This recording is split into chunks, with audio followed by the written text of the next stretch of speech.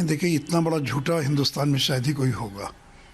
कल लालू यादव ने अपने वर्चुअल भाषण में गुरु गोलवलकर जो राष्ट्रीय स्वयंसेवक संघ के एक समय में सरसंघचालक थे, उनकी एक पुस्तक है बंच ऑफ थॉट्स, उसका हवाला देते हुए कहा कि उसकी पुस्तक में उल्लेख है कि काशी विश्वनाथ के मंदिर में कोई अगर दलित जाता है तो उसकी जूती से पिटाई करना है। इससे बड़ा झूठ कुछ दूसरा नहीं हो सकता। मैं चुनौती देता हूँ लालू यादव को, वो दिखला दें कि कहाँ लिखा होगा। लिखा हुआ मिल जाए तो मैं राज्यसभा की सदस्यता से मैं इस्तीफ़ा दे दूँगा। इस तरह का झूठ बर्दाश्त नहीं कर सकते। और गरीबों के बीच में, पिछड़ों के बीच में इसी प्रकार का ये लोग दुष्प्रचार करते, कहते आरक्षण ख़त्म कर देंगे। है कोई माई का लाल जो आरक्षण ख़त्म कर देगा? जब तक नरेंद्र मोदी हैं कोई आरक्षण को ख़त्म नहीं कर सकता है। वो हम लोग हैं, भारतीय जनता पार्टी हैं, नरेंद्र मोदी हैं जो आरक्षण की रक्षा करने वाले लोग हैं। लेकिन रटी रटाई बात, बार बार एक ही बात, आरक्षण ख़त्म कर देंगे, आरक्षण ख़त्म कर देंगे। अरे कौन ख़त्म कर देगा? उल्टे भारतीय जनता पार्टी ने तो ऊंची जाति के गरीब लोगों को 10% से अलग आरक्षण दिया।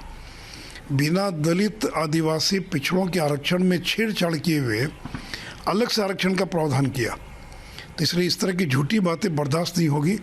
और उससे मैंने कहा कि अगर हिम्मत है लालू यादव और उनके परिवार, उनके बेटों के अंदर, तो बंच ऑफ थॉट में कहाँ लिखा ये बताएं, सार्वजनिक करें।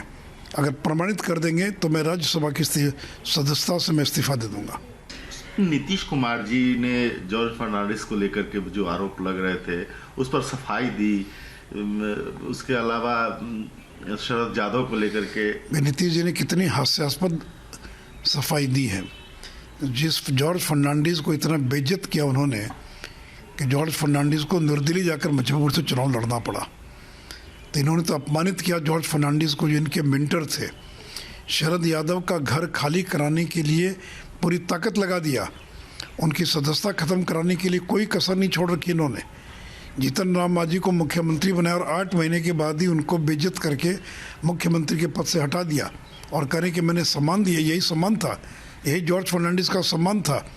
अरे अगर राज्यसभा का टिकट पहले दिए होते तब तो समझ में आता। आपने तो उनको बेटिकट कर दिया, खुद चुनाव लड़ने चले गए और बाद में उनको प्रतिक्रिया में जॉर्ज साहब मुजफ्फरपुर से निर्दलीय चुनाव लड़ने चले गए। या शरद यादव की क्या दुर्गति की आपने अंतिम दिनों में? आप उनके शव यात्रा में शामिल होने नहीं गए। दिल्ली में जो उनकी शोक सभा हुई उसमें भी अब शामिल होने नहीं गए। तो जिस शरद यादव ने, जिस जॉर्ज फर्नांडिस ने आपको इस ऊंचाई तक पहुंचाया, आपके मेंटर रहे, आपके अभिभावक रहे, उनको तो आपने इतना अपमानित और बेइज्जत किया।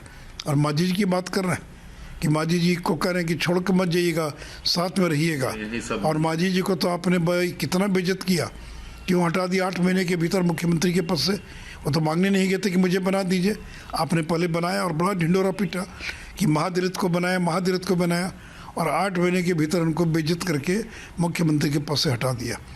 तो नीतीश कुमार की बातों पर कोई भरोसा नहीं करते। उनकी विश्वसनीयता खत्म हो गई है। उनकी पहचान एक दल बदलू के रूप में, अपने बयानों को बदलने वाले व्यक्ति के रूप में, एक अस्थिर व्यक्ति के रूप में उनकी पहचान बन गई है। उन्होंने यह भी कहा कि 2015 में 17 में मैं नहीं उनसे हटता, मैंने राजद से। बीजेपी वालों ने इस तरह का ये दबाव बनाया, उनको कई घोटालों में, कई नामों में, कई में डाला, फिर हम पर दबाव बनाया, तब हमको जाना पड़ा लाचारी। ये सब सफाई का कोई मतलब नहीं है। 17 साल जिस बीजेपी के साथ रहे, पहले नरेंद्र मोदी के नाम पर तोड़ दिया गठबंधन, फिर चले गए लालू के साथ, फिर लालू को छोड़कर आ गए बीजेपी के साथ, फिर बीजेपी के साथ छोड़कर फिर लालू के साथ चले गए। तो इतिहास कभी माफ़ नहीं करेगा नीतीश कुमार को, क्योंकि नीतीश कुमार ने जिस प्रकार से बिहार के अंदर जो एक अच्छी सरकार चल रही थी 2005 में, उस सरकार को जिस तरह अस्थिर किया है और कभी इधर कभी उधर, कभी इधर कभी उधर करके उन्होंने पूरे विकास को बिहार में ठप कर दिया। इसलिए ठीक अमित शाह जी ने, ये वो विकासवादी नहीं, वो अवसरवादी नेता है।